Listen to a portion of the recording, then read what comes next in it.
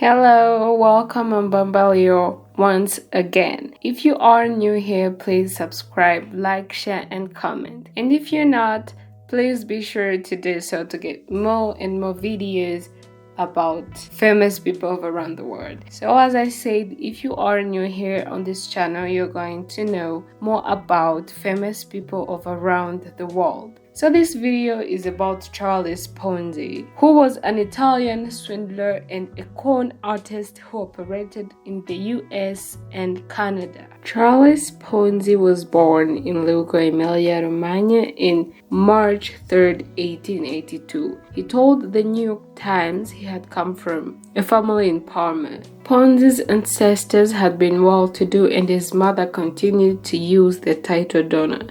But the family had subsequently fallen upon hard times and had little money. Ponzi took a job as a postal worker early on, but soon was accepted into the University of Rome La Sapienza. His richer friends considered the university a 4-year vacation, and he was inclined to follow them around to bars, cafes, and the opera. This resulted in Ponzi spending all his money, and 4 years later he was broke and without a degree.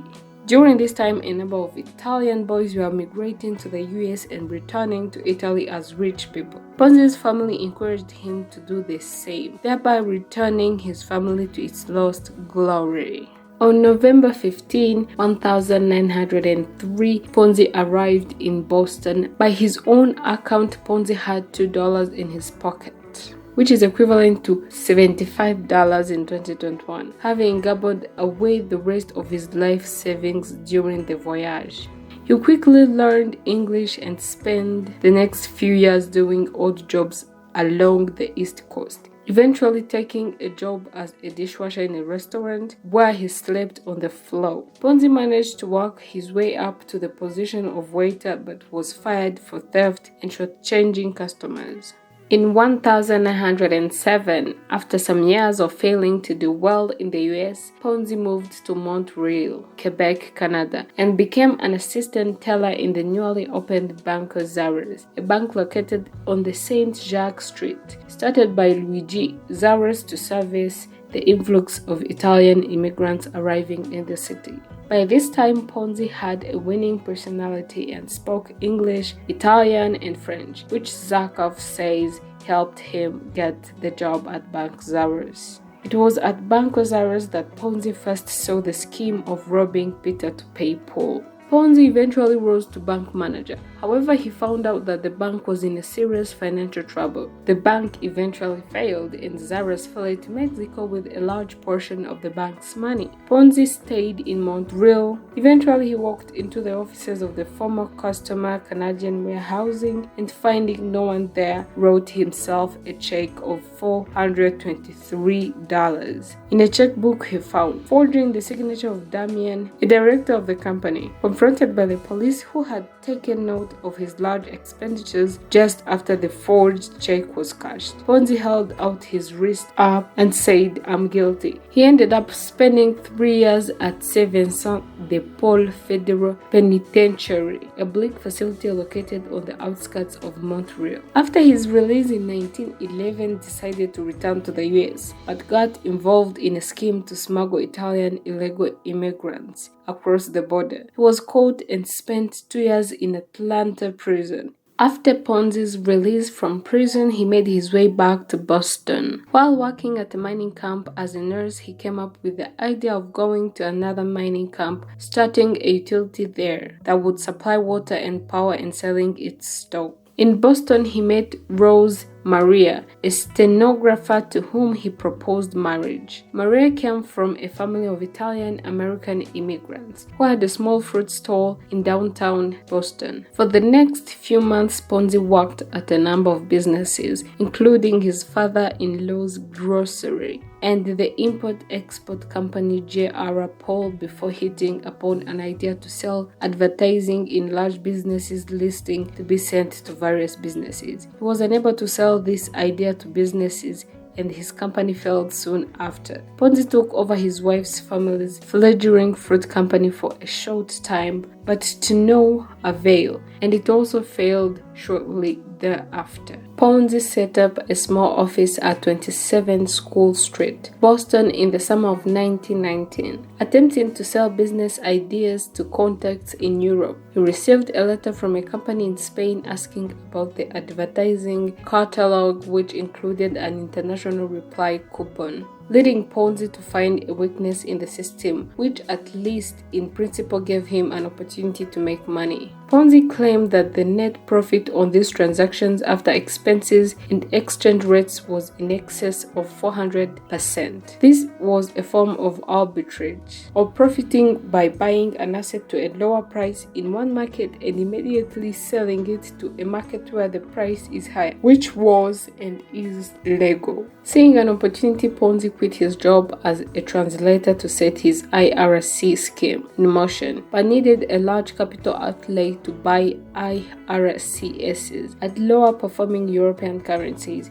He first tried to borrow money from several banks. Subsequently, Ponzi set up a stock company to raise money from the public. He also went to several of his friends in Boston and promised that he would double their investment in 90 days. Ponzi later increased this to 45 days at 50% interest, thus doubling investments in 3 months in an environment when banks were paying only 5% annual interest. The great results available from postal reply coupons, he explained to them, made such incredible profits easy. Some people invested and were paid off as promised, receiving $750 interest on initial investment of $1,250. Ponzi lived a luxurious life. He bought a mansion and maintained accounts in several banks across New England beside Hanover Trust. He bought a Locomobile, the finest car of that time. Though Ponzi was still paying back investors, mostly from money from subsequent investors, he had not yet figured out a way to actually change the IRS to cash. He also subsequently realized that changing the coupons to money was logistically impossible. Ponzi's rapid rise naturally drew suspicion when a Boston financial writer suggested there were no way Ponzi could legally deliver such high returns in a short period of time. Ponzi sued for libel and won $500,000 in damages. As libel law at the time placed the burden of proof on the writer and publisher, this effectively neutralized any serious probes into his dealings for some time. Amid reports that he was about to be arrested any day, Ponzi surrendered to federal authorities that morning and accepted prize figures. He was charged with mail fraud for sending letters to his marks telling them their notes had matured. He was originally released on $25,000 bail and was immediately rearrested on state charges. After the Post released the result of the audit, the bail bondsman feared Ponzi might flee the country, and Attorney General Allen declared that if Ponzi managed to regain his freedom, the state would seek additional charges and seek a bail high enough to ensure Ponzi would stay in custody. On July 26th, the Post started a series of articles that asked hard questions about the operation of Ponzi's money machine. The articles caused a panic run on the Securities Exchange Company. In 2 federal indictments, Ponzi was charged with 86 counts of mail fraud and faced life imprisonment. At the urging of his wife, Ponzi pleaded guilty on November 1, 1920. Ponzi was sentenced to 5 years in federal prison.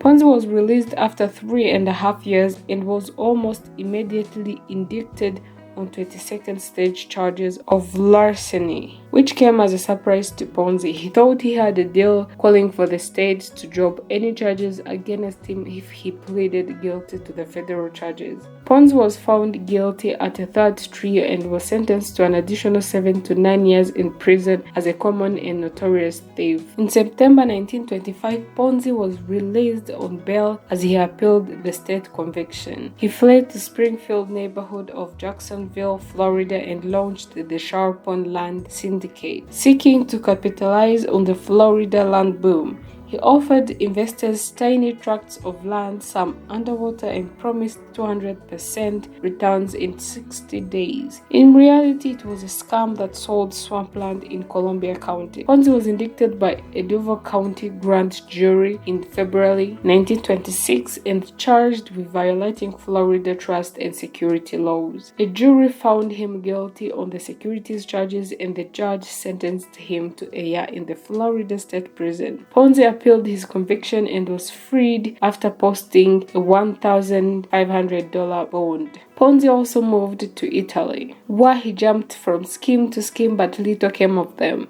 Ponzi spent the last years of his life in poverty. His health deteriorated, and in 1941 a heart attack left him considerably weakened. His eyesight began failing, and by 1948 he was almost completely blind. A brain hemorrhage paralyzed his left leg and arm. Ponzi died in a charity hospital in Rio de Janeiro on January 18, 1949. Thank you for watching this video, and I hoped you liked and will share this video. And don't hesitate to comment your opinion, what we forgot maybe to put in the video, or what you would like in the next video. Thank you.